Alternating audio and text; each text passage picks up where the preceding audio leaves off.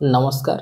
यह हमारा निम्मी top 400 MCQ series है जिसमें हम निम्मी का टॉप 400 एमसीक्यू कवर करेंगे।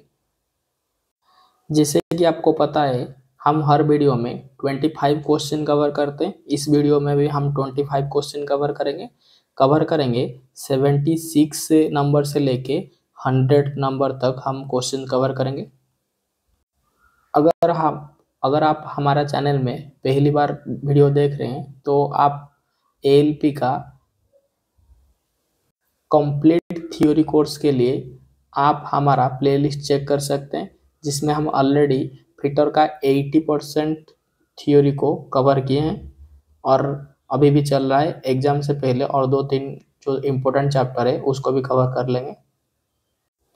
तो चलिए हम आज का क्वेश्चन देखेंगे 76 से। पहला क्वेश्चन देखेंगे। पहला क्वेश्चन दिया है, what is the name of the element mark x of the thread. ये जो थ्रेड है, थ्रेड में जो एक्स मार्क किया गया है उस एक्स पार्ट का नेम पूछा है।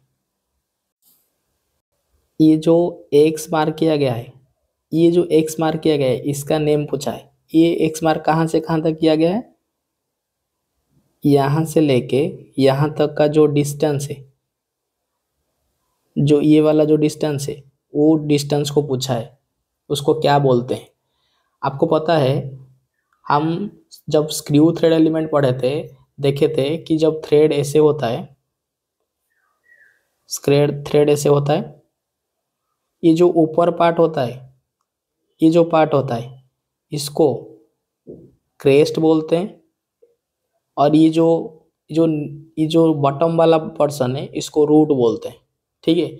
और ये जो क्रेस्ट है, ये क्रेस्ट का जो डिस्टेंस होता है, ये क्रेस्ट और क्रेस्ट में जो डिस्टेंस होता है उसको बोलते हैं पिच ऑफ द थ्रेड। क्या बोलते हैं? Pitch of the thread.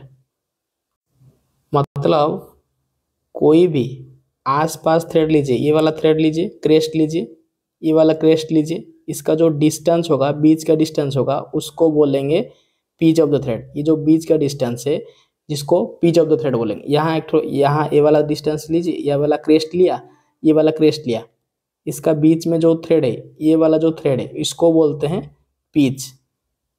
ठीक है।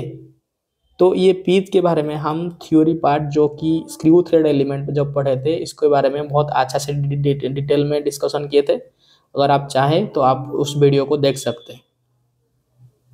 तो ये जो एक्स पार्ट है इसका आंसर क्या होगा? इसका आंसर होगा ऑप्शन सी, पिच होगा इसका आंसर। इसका आंसर होगा option C, pitch. Next question देखेंगे। नेक्स्ट क्वेश्चन दिया है, what is the product obtained from blast furnace. जो ब्लास्ट फर्नेस है, ये ब्लास्ट फर्नेस से जो प्रोडक्ट ऑब्टेन्ड होता है उस प्रोडक्ट का नेम पूछा है। कौन सा प्रोडक्ट ये ब्लास्ट फर्नेस से ऑब्टेन्ड होता है, ये ब्लास्ट फर्नेस से कौन सा प्रोडक्ट निकलता है वो प्रोडक्ट का नेम पूछा है। हम जब मेटल चैप्टर पढ़े थे उस चैप्टर में मैं बताया था कि हमारा जो इम्पोर्टेंट है, 3 ठो फर्नेस इम्पोर्टेंट है जो एग्जाम पॉइंट ऑफ व्यू से। पहला चीज़ है जो पिग आयरन है, पिग आयरन के लिए, पिग आयरन किस फर्नेस से निकलता है? ब्लास्ट फर्नेस से निकलता है। ब्लास्ट फर्नेस से निकलता है पिग आयरन। और जो कास्ट आयरन है वो निकलता है क्यूपुला फर्नेस से, क्यूपुला फर्नेस से। ठीक है। और जो रॉट आयरन है ये निकलता है पुडलिंग फर्नेस से, पुडलिंग फर्नेस से।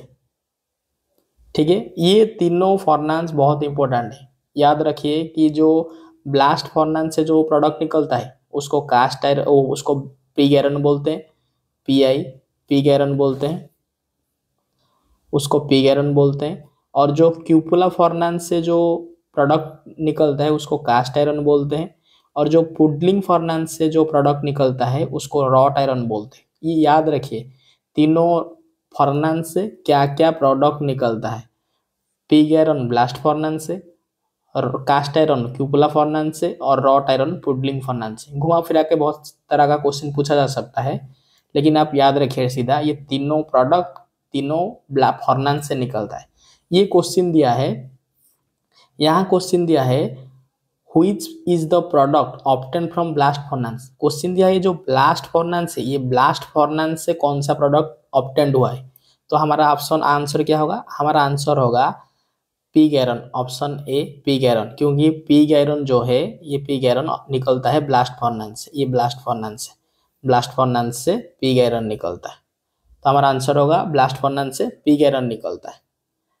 ठीक है, नेक्स्ट क्वेश्चन देखेंगे। नेक्स्ट क्वेश्चन दिया है which metal is used to manufacture magnet, ball bearing, cutting tool. Magnet, ball bearing, cutting tool manufacturing करने के लिए कौन सा मटेरियल का यूजेस होता है। इसका जो आंसर होगा, इसका आंसर होगा option A cobalt. Cobalt use किया जाता है ball bearing, magnet, cutting tool manufacturing में। ठीक है, नेक्स्ट क्वेश्चन देखेंगे। जो नेक्स्ट क्वेश्चन है, नेक्स्ट क्वेश्चन पूछा है how much copper contain in pyrite. Pyrite जो ओर होता है, पाइराइट ओर में कितना कॉपर होता है, कितना कॉपर कितना परसेंट कॉपर है पाइराइट ओर में। देखिए जो कॉपर का ओर है, जब हम मेटल चैप्टर पढ़े थे हम बताए थे कॉपर का दो ठो ओर बारे में, एक ठो है पाइराइट, एक ठो है पाइराइट और एक ठो है मालाचाइट, मालासाइट। ठीक है, हम कॉपर का दो ओर के बारे में बताए थे।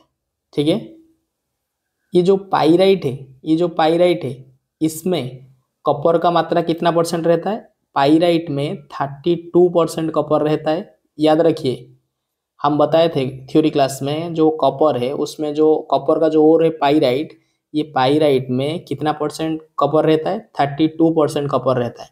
और जो मालाचाइट है, जो और एक कॉपर का ओर है, उसमें कितना परसेंट कॉपर रहता है, इसमें रहता है 55% कॉपर रहता है। ठीक है, दोनों ओर को याद रखिए कि जो कॉपर है, कॉपर का दो ठो ओर है, एक ठो पाइराइट है जिसमें 32% कॉपर रहता है और एक मालाचाइट है जिसमें 55% कॉपर रहता है। इसमें क्वेश्चन दिया गया है जो पाइराइट है, ये पाइराइट में कितना परसेंट कॉपर रहता है। तो हमारा आंसर क्या होगा, हमारा आंसर होगा ऑप्शन बी 32%। ठीक है, नेक्स्ट क्वेश्चन देखेंगे। नेक्स्ट क्वेश्चन दिया है which metal is resistant to many type of acid. कौन सा मटेरियल है, पूछा है कौन सा मटेरियल है जो कि मेनी टाइप ऑफ एसिड से रेजिस्ट करता है, मतलब बहुत सारे एसिड को रेजिस्ट करता है, कौन सा मटेरियल। तो हमारा जो आंसर होगा, हमारा आंसर होगा ऑप्शन सी लीड। ये बैटरी में भी यूज किया जाता है, तो हमारा आंसर होगा ऑप्शन सी लीड। कौन सा मटेरियल बहुत सारा एसिड को रेजिस्ट करता है, तो हमारा आंसर होगा लीड। ठीक है, नेक्स्ट क्वेश्चन देखेंगे। नेक्स्ट क्वेश्चन देखेंगे। नेक्स्ट क्वेश्चन में पूछा है what is the angle of counter sink head screw. ये जो काउंटर सिंक हेड स्क्रू है इसका एंगल के बारे में पूछा है। हम बताए थे काउंटर सिंक क्या है, हम थ्योरी लेक्चर में पढ़े थे जब काउंटर सिंक के बारे में पढ़े थे। काउंटर सिंक क्या होता है ना, जब हम end of the drill hole को बिभेल करते हैं उसको काउंटर सिंक बोलते हैं। ठीक है, तो काउंटर सिंक का हमने चार एंगल के बारे में पढ़े थे। काउंटर सिंक का चार एंगल के बारे में पढ़े थे। हम बताए थे थ्योरी क्लासेस में कि जो 70 डिग्री काउंटर सिंक एंगल है वो क्यों किया जाता है, वो काउंटर सिंक रिबेट के लिए किया जाता है। रिबेट के लिए, काउंटर सिंक रिबेट के लिए 70 डिग्री किया जाता है। और क्या 80 डिग्री किस लिए किया जाता है काउंटर सिंकिंग, ये counter sink self tapping screw के लिए किया जाता है। Counter sink self tapping screw के लिए 80 डिग्री का काउंटर सिंकिंग किया जाता है। और जो 90 डिग्री काउंटर सिंकिंग है वो किया जाता है काउंटर सिंकिंग हेड स्क्रू के लिए। ठीक है, जो 90 डिग्री का काउंटर सिंक है, ये जो 90 डिग्री का काउंटर सिंकिंग एंगल है वो किया जाता है काउंटर सिंक हेड स्क्रू के लिए। और एक है 120 डिग्री, जो कि थ्रेड के लिए किया जाता है। जब थ्रेड शुरू होगा जिस प्लेस में, उसमें काउंटर स्विंग किया जाता है 120 डिग्री का। या चैम्फरिंग के लिए भी यूज किया जाता है, चैम्फरिंग के लिए। ठीक है, तो यहाँ क्वेश्चन था कि काउंटर सिंकिंग हेड स्क्रू के लिए कितना एंगल है। काउंटर सिंक हेड स्क्रू के लिए कितना एंगल हम पढ़े थे। जब काउंटर सिंक हेड स्क्रू का एंगल पूछा है, हम पढ़े थे काउंटर सिंक हेड स्क्रू का जो एंगल है वो 90 डिग्री है। तो इसका आंसर होगा option B, 90 degree. Angle of counter sink head screw, answer B, 90 degree. Next question देखेंगे। नेक्स्ट क्वेश्चन दिया है, which angle is determined by the helix angle in drill bit. Drill bit में जो helix angle है, ये कौन सा angle determine करता है। इसका जो आंसर होगा ऑप्शन बी, रैक एंगल। हम जब ड्रिलिंग मशीन पढ़े थे, हम बताए थे जो हेलिक्स एंगल है और जो रैक एंगल है वो इसका डायरेक्टली प्रोपोर्शनल लिंक है। मतलब ये जितना डिग्री बढ़ेगा, इसका भी डिग्री उतना ही बढ़ेगा। इसका जो कॉम्बिनेशन है वो पैरेलल है। ठीक है, मतलब ये जो हेलिक्स एंगल है ये डिटरमाइन करता है रैक एंगल को। ठीक है, हमारा आंसर होगा option B, rake angle. Next question देखेंगे। नेक्स्ट क्वेश्चन पूछा है, which reamer will have the long taper lead. किस रिमर का जो टैपर लीड होता है लॉन्ग होता है। रिमर ऐसा होता है, इसका जो लास्ट पोर्शन है, कटिंग पोर्शन का जो पोर्शन है, ये टैपर पोर्शन रहता है, इसको टैपर लीड बोलते हैं। ये टैपर लीड किस रिमर का लॉन्ग है, लेंदी है। तो इस हमारा आंसर होगा option B, socket reamer. Socket reamer का जो टैपर लीड है वो लॉन्ग है। आंसर होगा option B, socket reamer. Next question देखेंगे। नेक्स्ट क्वेश्चन पूछा है, what is the range of carbon content. What is the range of carbon content in cast iron. ये कास्ट आयरन में कितना परसेंट कार्बन रहता है पूछा है। हम जब कास्ट आयरन के बारे में पढ़े थे तो बताए थे कास्ट आयरन किस फर्नेस से ऑब्टेंड होता है। ये कास्ट आयरन जो है ऑब्टेंड होता है क्यूपुला फर्नेस से, जो कि हम थोड़ी देर पहले पढ़े थे। ये ऑब्टेंड होता है क्यूपुला फर्नेस से, और इसमें जो कार्बन ऐड होता है उस कार्बन का कंटेंट कितना रहता है। इसका कार्बन कंटेंट 2 से लेके 4% तक रहता है। इसका कार्बन कंटेंट 2 से लेके 4% रहता है। तो हमारा आंसर क्या होगा। हमारा आंसर होगा कास्ट आयरन में कार्बन कंटेंट कितना है। ऑप्शन ए, 2 से लेके 4% तक, 2% to 4%। Option A answer. Next question देखेंगे। नेक्स्ट क्वेश्चन क्या पूछा है, name of the type of reamer. ये जो रिमर है ये कौन सा रिमर है पूछा है। ये रिमर के बारे में पूछा है, कौन सा रिमर है।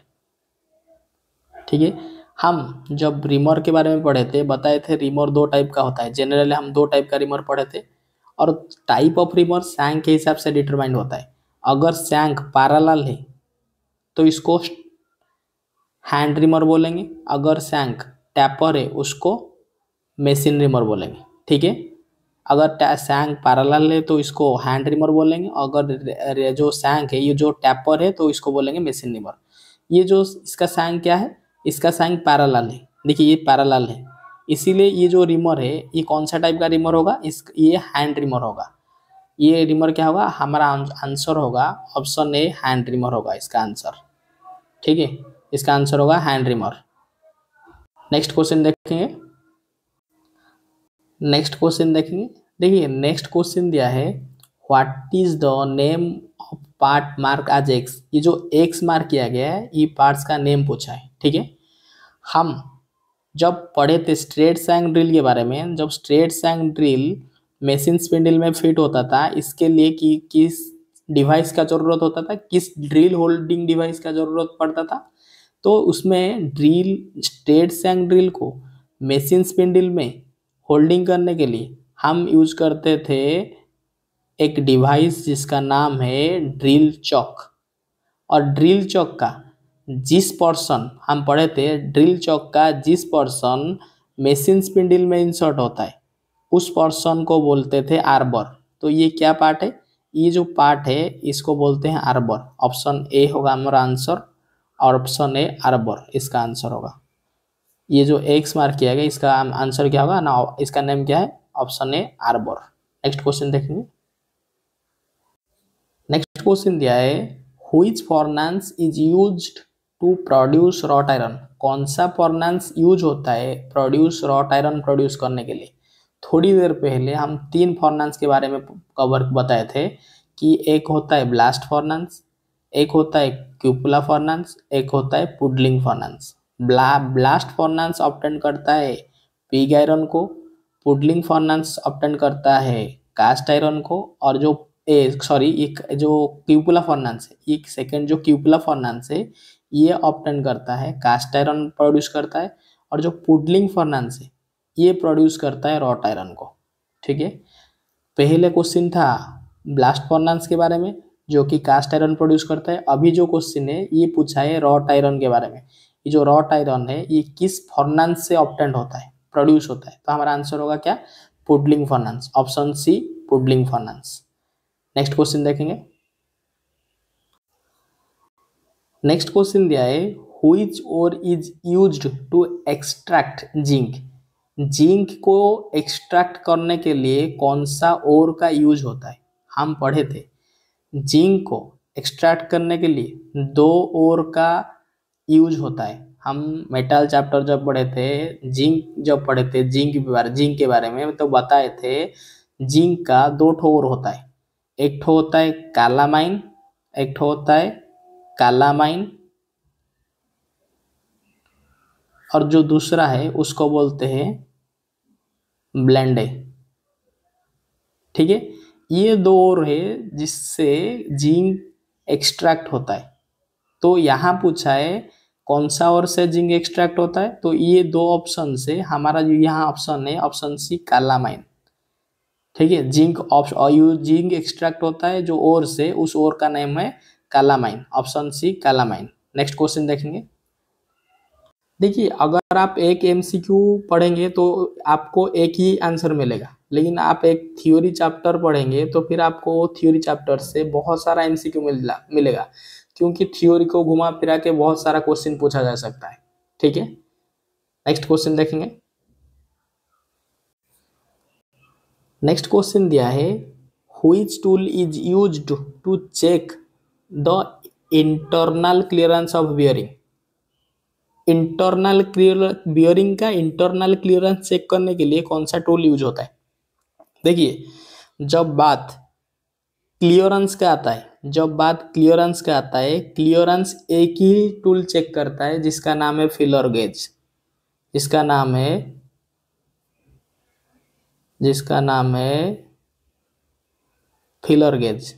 फिलर गेज एक ही टूल है जो कि क्लियरेंस चेक करता है, चाहे बियरिंग का हो, चाहे मेटिंग पार्ट का हो, चाहे गैप का हो। अगर आप क्लियरेंस देखेंगे तो फिर इसका जो आंसर होगा, इसका आंसर होगा option B filler gauge. Filler gauge ही एक ऐसा गेज है जो कि क्लियरेंस में चेक करता है। ठीक है, तो इसका आंसर होगा इंटरनल क्लियरेंस बियरिंग का कौन चेक करता है, तो इसका आंसर होगा option B filler gauge. Next question देखेंगे। देखिए नेक्स्ट क्वेश्चन पूछा है what is the angle of acme thread. जो एक्मी थ्रेड है, एक्मी थ्रेड का एंगल के बारे में पूछा है। एक्मी थ्रेड वो थ्रेड है जो लेद मशीन का लीड स्क्रू में यूज होता है। लेद मशीन का जो लीड स्क्रू है उसमें जो थ्रेड होता है उसका नेम है एक्यूम थ्रेड। और ये जो एक्मी थ्रेड है, एक्मी थ्रेड का नेम क्या है, एक्मी थ्रेड का एंगल क्या है, इसका एंगल है ऑप्शन सी 29 डिग्री। ये बहुत इंपॉर्टेंट क्वेश्चन है, पूछता है एक्यूम थ्रेड का एंगल क्या है, आंसर होगा 29 डिग्री। नेक्स्ट क्वेश्चन देखेंगे। नेक्स्ट क्वेश्चन क्या पूछा है what is the name of the element of screw mark as X. जो ये जो एक्स मार्क किया गया है स्क्रू का, ये एक्स मार्क जो किया गया है, ये एक्स मार्क का नेम पूछा है क्या है, ये एक्स मार्क जो किया है उसका पार्ट्स का नेम क्या है। ये जो एक्स मार्क किया गया है, ये देखिए ये जो हाफ राउंड जैसा शेप जैसा थ्रेड होता है ना, ये नॉकल थ्रेड होता है। और ये जो थ्रेड का ये जो क्रेस्ट और रूट को जो मिलाता है, ये क्रेस्ट और रूट और क्रेस्ट को जो मिलाता है, इसका बीच में जो एंगल बनता है उसको बोलते हैं थ्रेड एंगल। इसको बोलते हैं थ्रेड एंगल। जैसे हम थोड़ी देर पहले पढ़े कि जो एक्मी थ्रेड होता है उसका एंगल 29 डिग्री है, ये वही एंगल है। दोनों थ्रेड, दोनों रूट और क्रेस्ट, और रूट और क्रेस्ट में जो प्लैंक के बीच में जो एंगल बनता है, दोनों प्लैंक का बीच में जो एंगल बनता है उसको बोलते हैं थ्रेड एंगल। तो आंसर होगा हमारा क्या, option D, thread angle. Next question देखेंगे। नेक्स्ट क्वेश्चन दिया है, what is the helix angle of general purpose drill. ये जो जनरल पर्पज के लिए जो ड्रिल यूज होता है उसका हेलिक्स एंगल क्या रहता है? तो इसका आंसर होगा option C, 27.5 degree. General purpose के लिए जो ड्रिल यूज होता है उसका हेलिक्स एंगल कितना रहता है? 27.5 डिग्री। ठीक है, नेक्स्ट क्वेश्चन देखेंगे। नेक्स्ट क्वेश्चन दिया है, which part of A reamer is designed for removal of chips. Reamer का कौन सा पार्ट डिजाइन किया गया है चिप्स रिमूवल के लिए? जो रिमर होता है, रिमर का जो ये पर्सन होता है, ये टीथ पर्सन है, टीथ पर्सन का बीच में ऐसे स्लॉट होता है, ये स्लॉट को बोलते हैं फ्लूइड, स्लॉट को बोलते हैं फ्लूइड। ये फ्लूइड डिजाइन किया गया है चिप्स रिमूव करने के लिए। और जब हम कटिंग फ्लूइड देंगे या कूलेंट देंगे, कूलेंट क्या करेगा, ये फ्लूइड के माध्यम से कटिंग पॉइंट तक पहुंचेगा। तो फ्लूइड का काम क्या है ना, एक ठो चिप्स रिमूवल करता है, एक ठो जो कूलेंट यूज करते हैं कटिंग के टाइम उसको कटिंग पॉइंट तक लेके पहुंचाता है। ठीक है, तो ये जो क्वेश्चन दिया गया है, रिमोर का कौन सा पार्ट मेटल रिमूव करने की, मेटल चिप्स रिमूव करने के लिए यूज होता है, उसका आंसर होगा क्या, कौन सा पार्ट? Option B, fluid.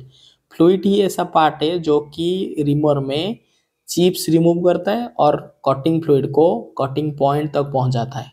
ठीक है, नेक्स्ट क्वेश्चन देखेंगे, इसका आंसर होगा ऑप्शन बी। नेक्स्ट क्वेश्चन देखेंगे। ठीक है, नेक्स्ट क्वेश्चन दिया है, what is the term the top surface joining the two side of A thread.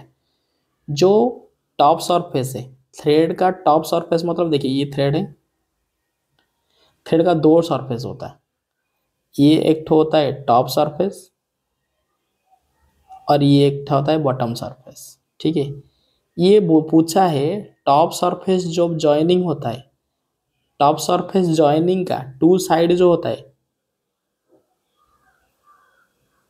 Question पूछा है ये जो टॉप सरफेस दो साइड जॉइनिंग करके बनता है वो टॉप सरफेस को क्या बोलते हैं? तो हमें पता है जो टॉप सरफेस है, ये जो टॉप सरफेस है इसको बोलते हैं क्रेस्ट, और ये जो बॉटम सरफेस है इसको बोलते हैं रूट।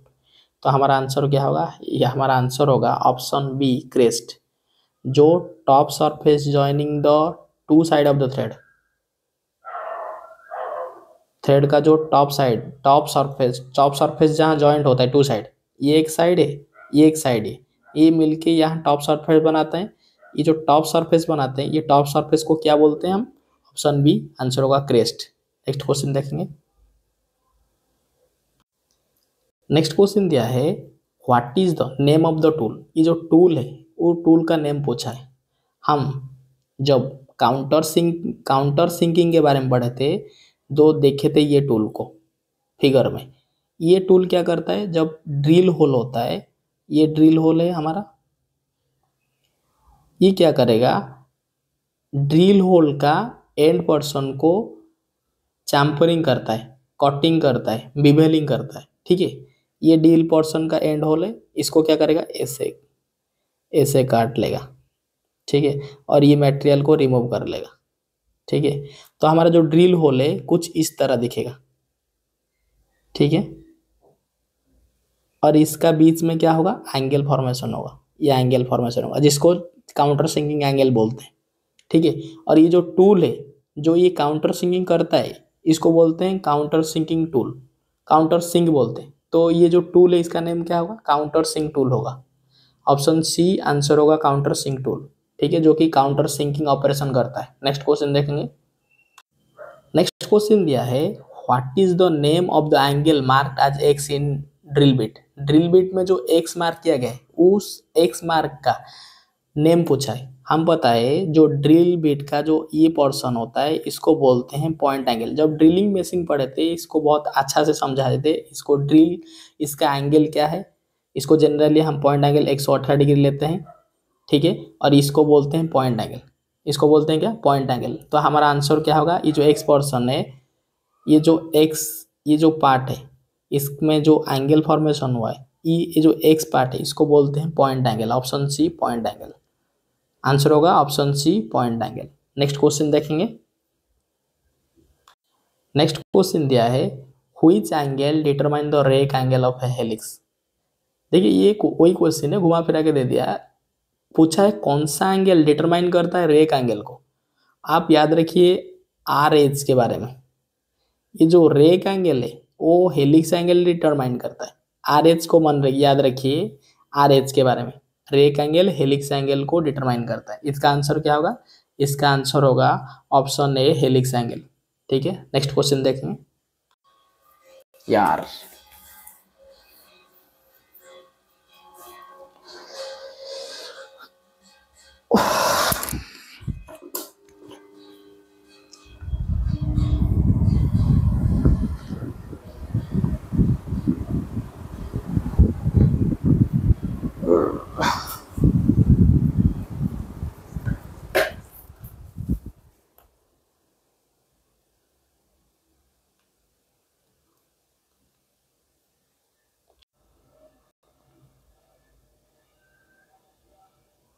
देखिए नेक्स्ट क्वेश्चन दिया है what is the angle of counter sink tool use to hole to be threaded.